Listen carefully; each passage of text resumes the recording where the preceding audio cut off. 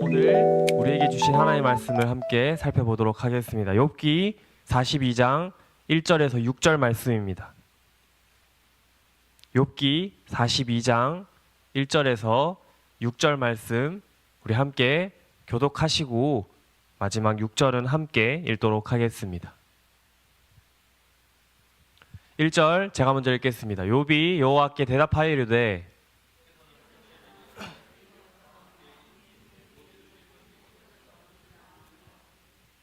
무지한 말로 이치를 가리는 자가 누구니까? 나는 깨닫지도 못한 일을 말하였고 스스로 알 수도 없고 헤아리기도 어려운 일을 말하였나이다.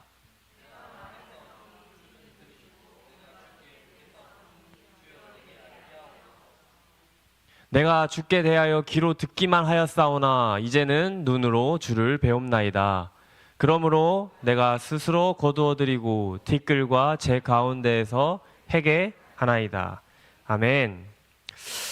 좀 지난 이야기지만 혹시 여러분, 성도 여러분들, 우리 이번 청년부 여름 수련의 주제가 혹시 무엇인지 아십니까?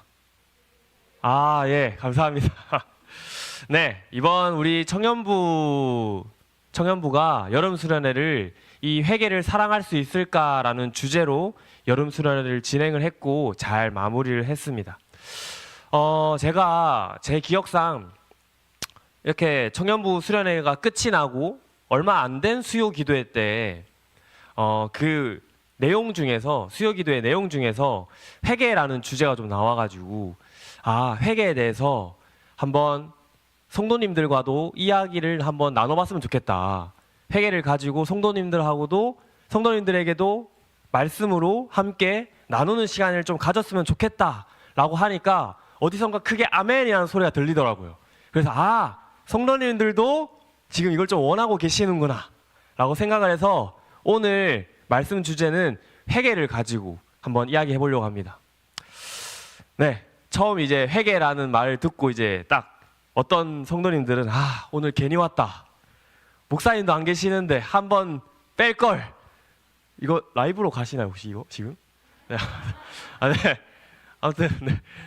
그럴 수도 있을 텐데 오늘 이 회개가 우리 성도님들에게 지금까지 가지고 있었던 그 회개의 생각들, 이미지들이 조금은 바뀌는 그러한 시간이 좀 되었으면 좋겠습니다.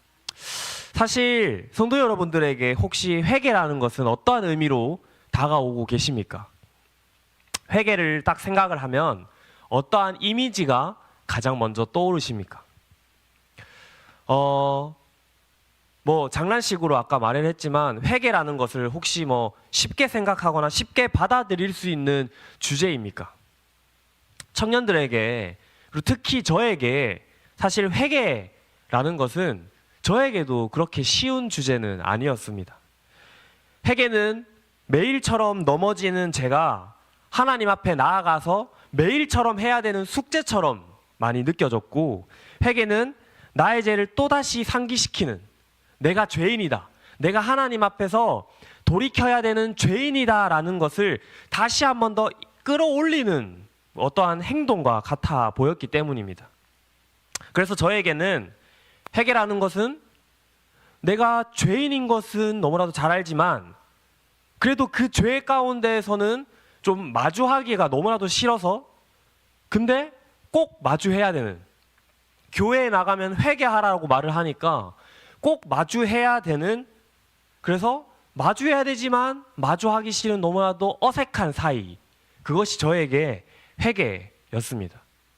아마 여기 계신 성도님들도 방금 제가 이야기한 이 회개의 뭔가 설명들, 내용에서 크게 다르지 않다. 회개라는 것을 생각했을 때에 나는 회개가 너무 좋다. 나는 매일매일 회개하면서 하나님 앞에서 회개만 하고 살고 싶다라고 생각하는 성도님들은 아마 없을 수도 있겠다라고 생각을 합니다. 그래서 이 책, 이 회개를 사랑할 수 있을까라는 책이 있는데 그 책의 추천사에는 이러한 글이 적혀 있습니다. 회개는 인기 있는 주제가 아니다. 회개가 신자의 삶에서 차지하는 비중을 생각해 볼 때 이 주제만큼 오늘날 한국교회에서 무시당하고 그 가치가 평가절하된 주제는 없다. 생각해보면 설교를 통해서, 말씀을 통해서, 주변 사람을 통해서 우리가 회개해야 된다, 너희는 이제 회개해야 된다 라는 그러한 설교가 이 강단에서 떠난 지가 오래되었다라고 생각합니다. 왜냐하면 이제 사람들은 내가 죄인인 것을 알겠으니까 나를 좀 위로해달라, 내가 죄인인 거는 누구보다 내가 더 잘하니까 나를 좀 이제 나에게 힘을 좀 달라라고 말하지, 내가 죄인인지 깨닫게 해달라라고 부탁하지를 않습니다. 아무리 하나님을 믿는 사람이라고 해도 너가 죄인이야, 너는 회개해야 돼 라는 설교를 듣고 싶지 않다라는 것이죠. 하지만 저는 오늘 말씀을 통해서 우리의 삶 가운데에 회개가 필요하다라는 것을 뛰어넘어서 우리의 삶 가운데에 필요한 회개가 우리에게 어떠한 의미로 다가와야 하는지 그렇게 확실하게 들음으로 우리가 이 오늘 주제 회개를 사랑할 수 있는 여기에 모인 주의 자녀들이 되기를 간절히 소망합니다. 그렇다면 진짜 회개란, 하나님께서 우리에게 부어주신 회개란 무엇일까요? 네, 회개가 무엇인지 바로 알기 전에 우리는 그 회개를 일으키는 하나의 문제, 죄에 대해서 한번 짚고 넘어갈 필요가 있습니다. 그러기 위해서 우리는 먼저 이 죄에 대해서 우리가 어떻게 생각하고 있는지를 다시 한번 더 살펴볼 필요가 있는데, 우리는 죄에 대해서는 그렇다면 어떻게 생각을 하고 있습니까? 그렇다면 그 죄를 생각하기 전에 다시 한번 더 그 죄의 시작으로 한번 돌아가 보려고 합니다. 자, 이 세상을 창조하신 분은 누구시죠? 여기서 대답이 안 나오면 좀 이상. 하나님을 창조하신 분이 누구시죠? 네, 이 세상에 그 무엇도 하나님의 손을 거치지 않은 피조물은 없습니다. 그래서 요한복음 1장 3절에서는 만물이 그로 말미암아 지은 바 되었으니 지은 것이 하나도 그가 없이는 된 것이 없느니라 라고 우리에게 이야기해 주고 있습니다.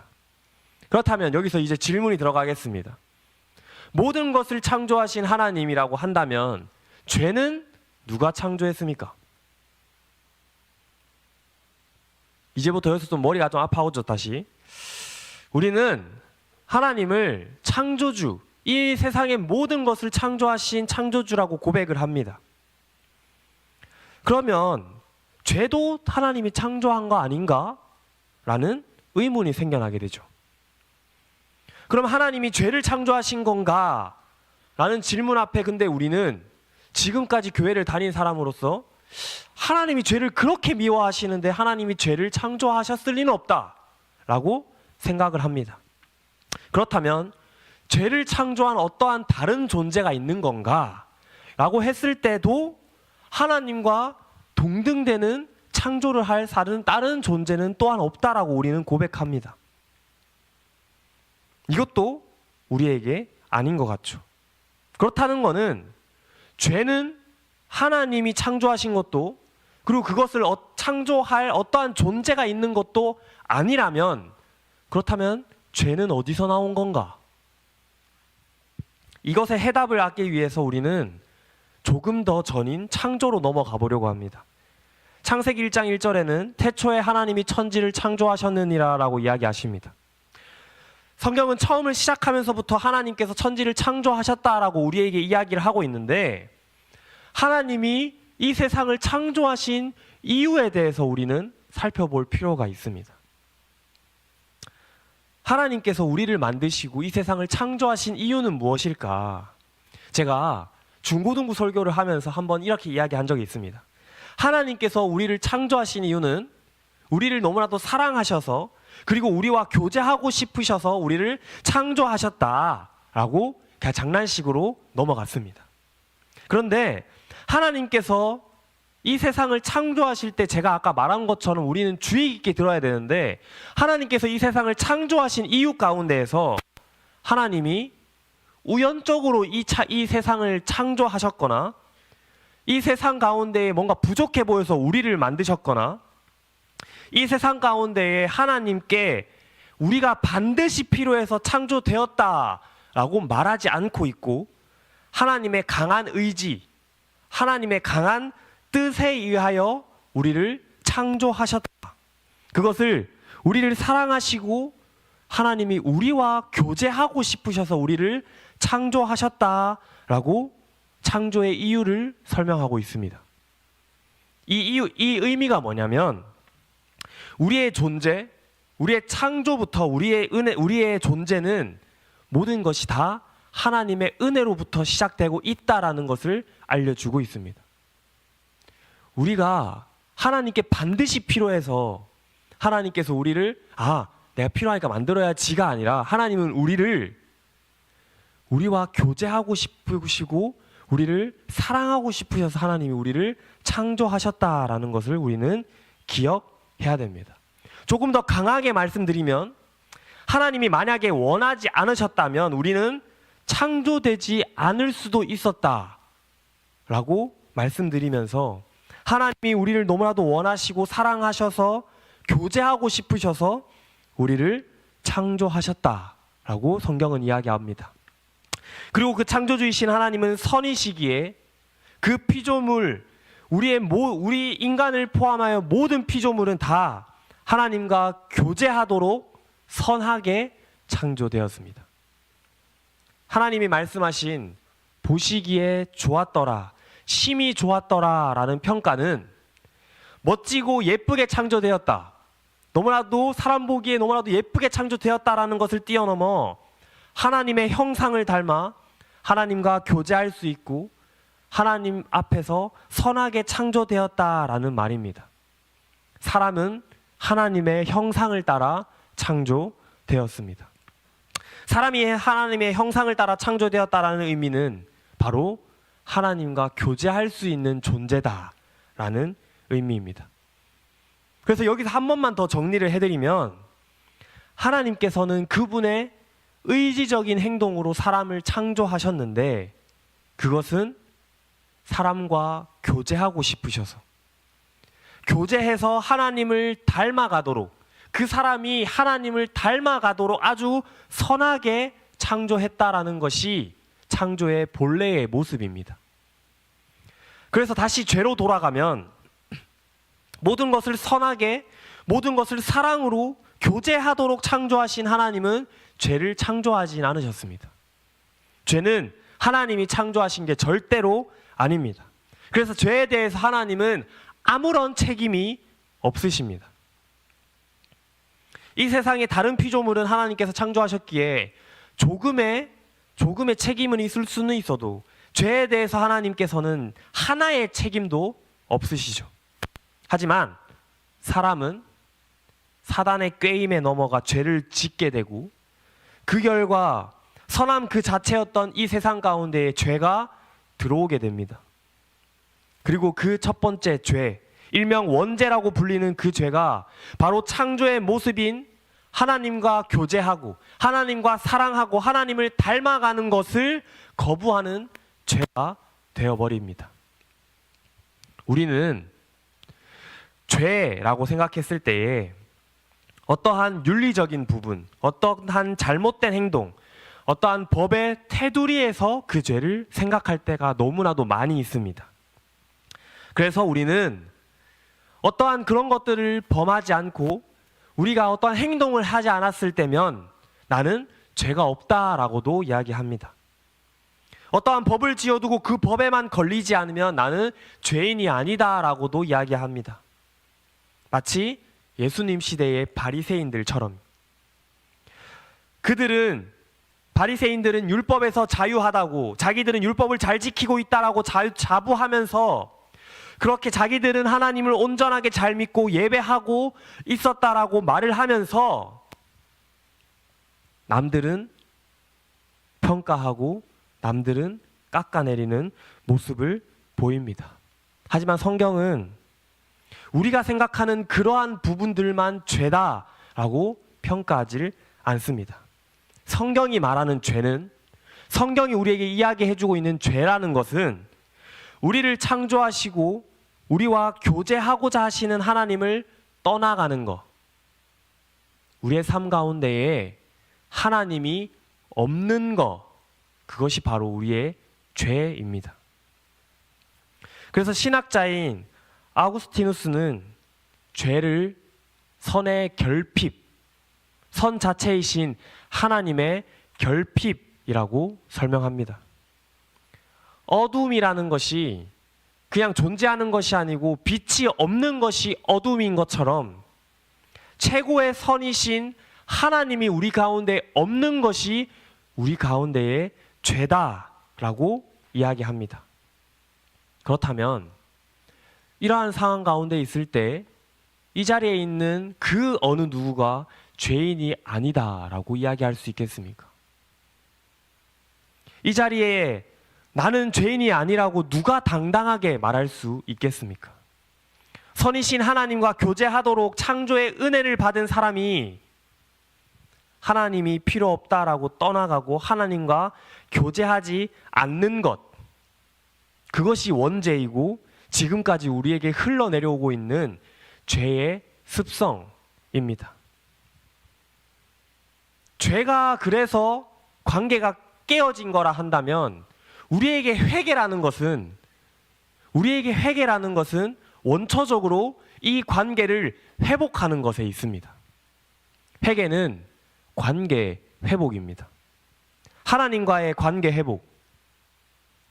우리가 회개라는 것을 너무나도 어렵게 생각하고 너무나도 힘들게 생각하는 이유 중에 하나가 회개를 생각했을 때 나의 죄를 나열하고 나의 죄를 고백하고 나의 죄를 그냥 다 내려놓는 것이라고 생각하는 이유가 하나님과 나와의 관계를 끊어버리는 가장 큰 걸림돌이 바로 이 죄이기 때문입니다. 이사야 59장 1절에서 2절은 이렇게 이야기합니다. 여호와의 손이 짧아 구원하지 못하심도 아니요 귀가 둔하여 듣지도 못하심도 아니라 오직 너희의 죄악이 너희와 너희 하나님 사이를 갈라놓았고 너희 죄가 그의 얼굴을 가리어서 너희에게서 듣지 않으시게 함이니라. 그래서 우리는 이 회개를 그냥 죄의 나열, 죄의 고백으로 알고 있는데, 그런데 지금은 그 고백함으로 하나님과의 관계를 회복하는 것은 사라지고 단지 의식처럼 그냥 죄를 나열하는 것만, 회개는 관계를 회복하는 것은 기억 못하고 회개는 그냥 죄를 나열하고 그냥 고해성사하는 것과 똑같구나라고 생각하기에 우리에게 회개는 너무나도 어려움으로 너무나도 숙제처럼 다가오고 있었던 것입니다. 하지만 진짜 회개는 하나님과의 관계 회복에 있다는 것을 우리는 잘 알아야 합니다. 그리고 그 관계 회복은 인격적인 관계 회복입니다. 오늘 말씀에 나오는 욥은 우리가 정말로 잘 알고 있는 성경 인물입니다. 정말로 잘 알고 있지만 어쩌면 절대로 닮고 싶지 않은 성경 인물 중 탑 1. 그에게 하나님을 아는 지식이 없다라고 절대로 말할 수 없습니다. 그는 하나님께서 인정하는 사람이었습니다.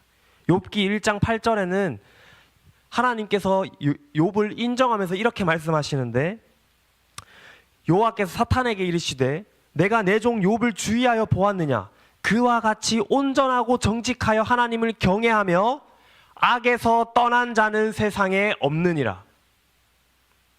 그는 욥은 하나님께서 보증하시는 악에서 떠난 사람, 죄에서 떠난 사람, 즉 하나님과 교제하는 사람이었습니다. 하지만 사단이 내기를 걸어오죠. 하나님께서 좋은 것을 그에게 다 허락해 주셨기에 하나님 옆에 있는 걸걸요. 만약 그 모든 것이 없어지면 욥도 하나님과 교제하는 것을 멈추지 않겠습니까? 그 말 앞에 하나님께서는 욥의 생명만 남겨두고 그 모든 것을 빼앗아 가도 좋다라고 허락하시고, 그렇게 욥의 고난은 시작됩니다. 가진 재물, 자녀, 아내, 심지어 자신의 자존심까지 친구들이 와서 박살내기 시작합니다. 자신은 지금까지 하나님 앞에서 하나님만을 바라보고 살아가려고 발버둥 쳤는데 친구들은 갑자기 와서 너의 죄 때문에 너의 고난이 시작됐으니 회개하라 라고 이야기합니다.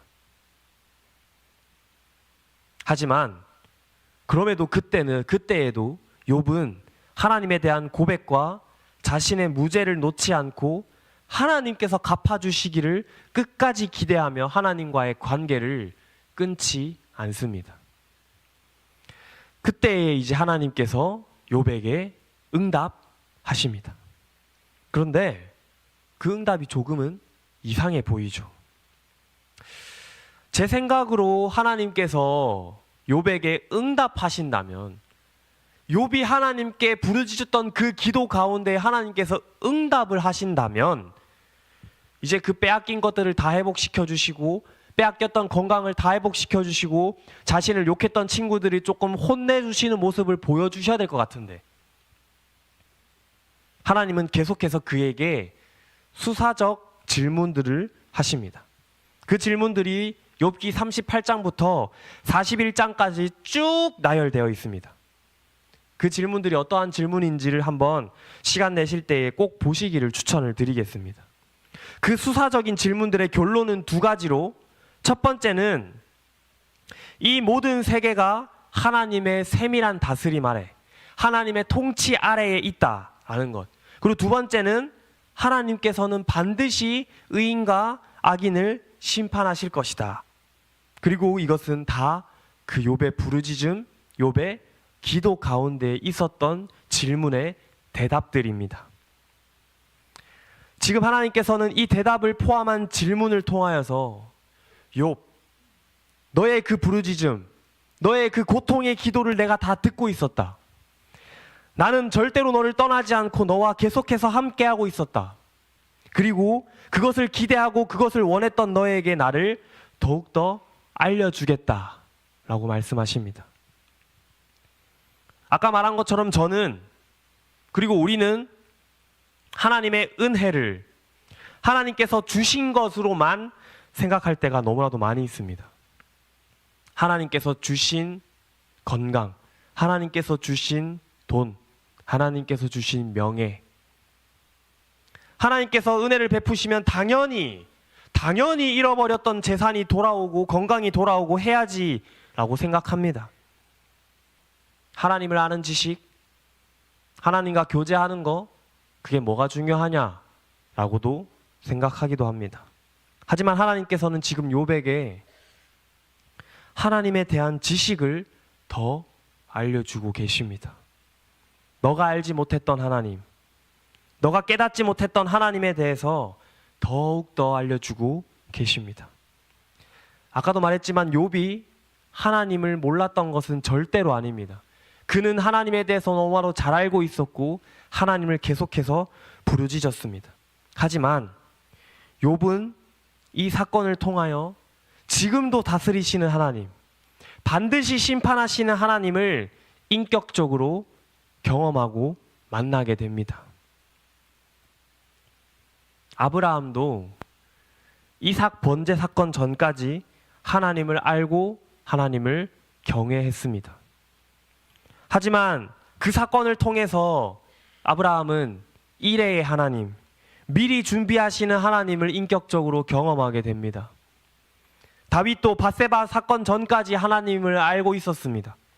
하지만 그 사건을 통하여 나를 끝까지 사랑하시는 하나님, 회개를 사랑하시는 하나님을 경험하게 됩니다. 성경에 많은 인물들이 하나님을 알아가지만 한 사건을 통해서 하나님을 더 알아가는 관계 회복을 경험하게 되죠. 그 모습이 바로 회개의 모습입니다. 하나님이 우리에게 허락하신 회개의 모습입니다. 우리도 이 성경 인물들처럼 하나님을 잘 알고 있고 하나님에 대해서 너무나도 많이 들어왔습니다.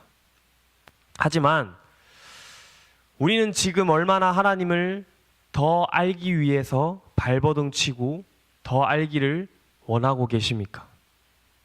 혹시 이만하면 됐다, 이 정도 알면 충분하다 라고 생각하고 계시지는 않으십니까?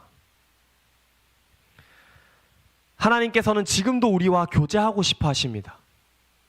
하나님께서는 독생자 예수 그리스도를 우리에게 보내주시면서까지 우리와 교제하고 싶어 하십니다.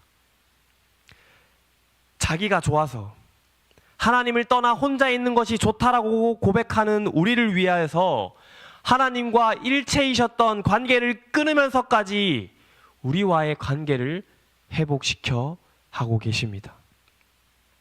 우리가 다음 세대를 위하여서 기도할 때에 내놓는 기도 제목 중에서 우리의 다음 세대가 하나님을 아는 지식이 더욱더 커지게 하여 주시옵소서라고 낼 때가 있습니다. 이렇게 기도하실 때에 혹시 어떠한 마음으로 기도하고 계셨습니까? 성경은 우리에게 하나님을 알아야 부자 된다 말하지 않습니다. 하나님을 알아야 하나님과의 관계가 회복된다 라고 말하고 계십니다.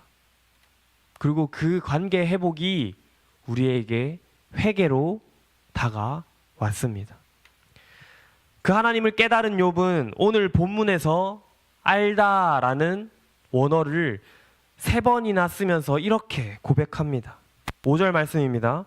내가 주께 대하여 귀로 듣기만 하였사오나 이제는 눈으로 주를 배움나이다. 사랑하는 성도 여러분, 우리가 기억해야 할 회개는 하나님과의 관계 회복입니다. 하나님을 더욱더 알아가는 모습들입니다. 우리가 죄 때문에 아파하고 힘들어해야 하는 이유는 그 죄가 하나님을 알아가는 것, 하나님과 교제하는 것을 방해하기 때문입니다. 우리와 교제하고 싶으셔서 우리에게 먼저 찾아오시는 하나님께 회개함으로써 교제하시기를 간절히 소망합니다. 마지막으로 회개는 우리에게 위로가 됩니다. 오늘 마지막 말씀 6절 말씀입니다. 그러므로 내가 스스로 거두어드리고 티끌과 제 가운데에서 회개하나이다. 여기서 회개라는 단어의 원어가 니함이라는 단어입니다. 그런데 이 니함은 그 문맥에 따라서 회개하다라고도 번역이 되지만 위로받다라고도 번역이 된다 합니다. 그래서 최근 들어 이 본문을 회개하나이다가 아니라 위로받나이다로 해석해야 된다라는 의견도 많이 나오고 있습니다. 하지만 아직 욥이 하나님을 제대로 알지 못한 죄가 있다라고 주장하면서 그가 회개합니다라고 해석하는 것도 된다라는 의견도 계속해서 나오고 있습니다.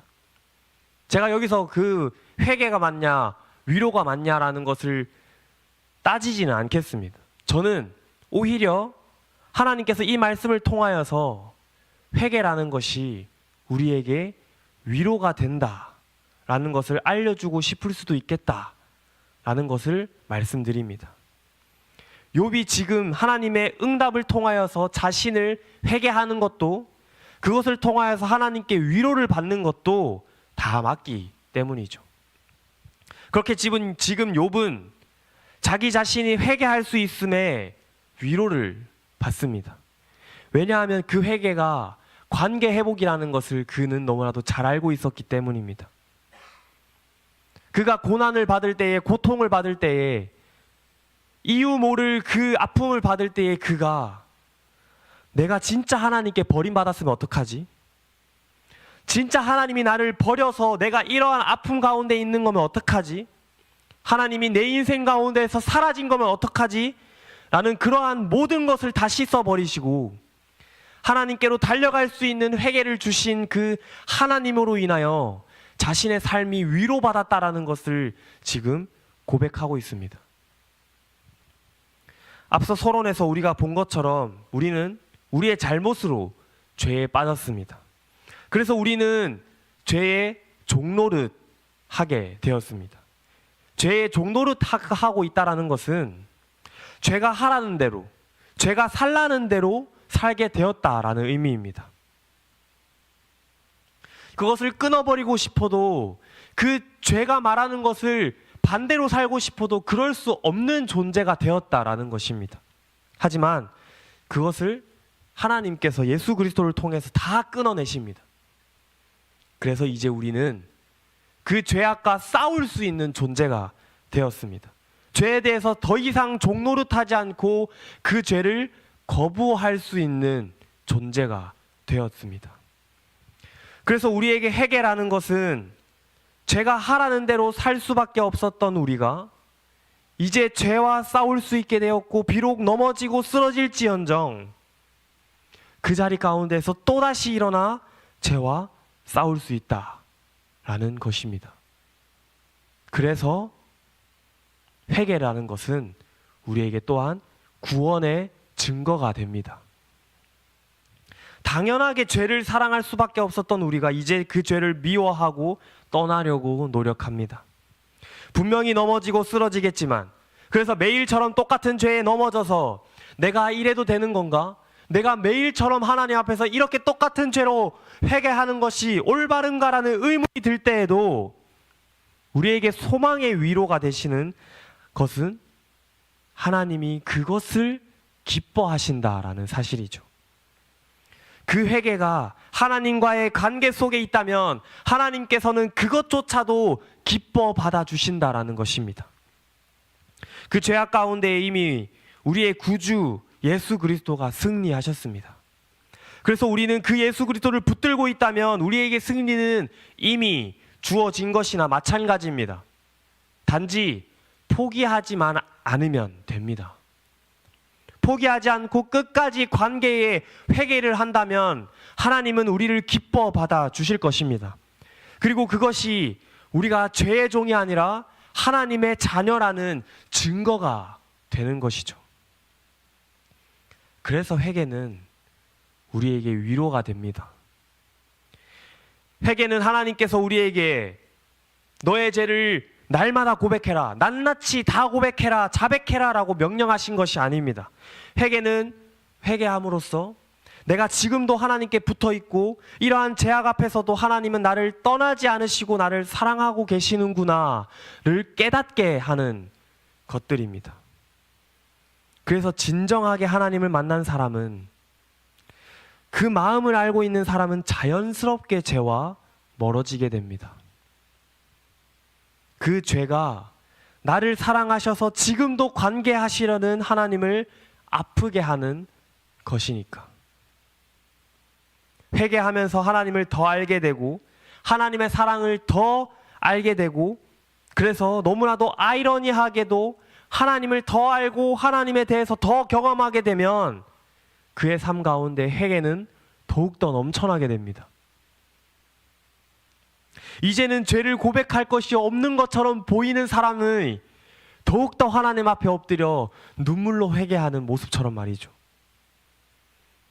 그것이 하나님과의 관계 회복이고 하나님께서 우리에게 주시는 위로라는 것을 잘 알고 있기 때문입니다. 그러니 사랑하는 성도 여러분, 회개하십시오. 죄악 가운데 계속해서 넘어진다고 지금 이 죄를 가지고 또다시 하나님께 돌아가는 것이 너무나도 면목없다 해도 포기하시거나 어쩔 수 없다라고 합리화하지 마시고 끝까지 회개하십시오. 하나님께서는 지금도 우리의 회개를 기다리고 계십니다. 우리와 조금 더 가까워지고 싶어 하시고 그로 인하여서 우리에게 위로를 주시려고 준비하고 계십니다.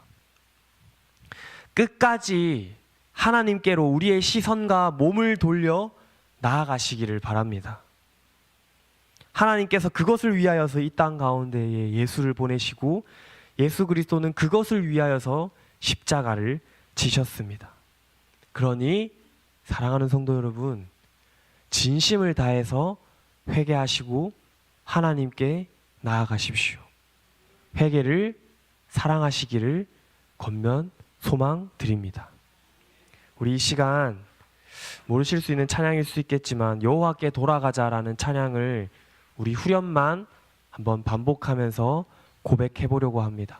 하나님의 그 사랑과 하나님의 위로와 하나님과의 그 관계 회복을 생각하며 우리 함께 고백하며 나아가기를 소망합니다.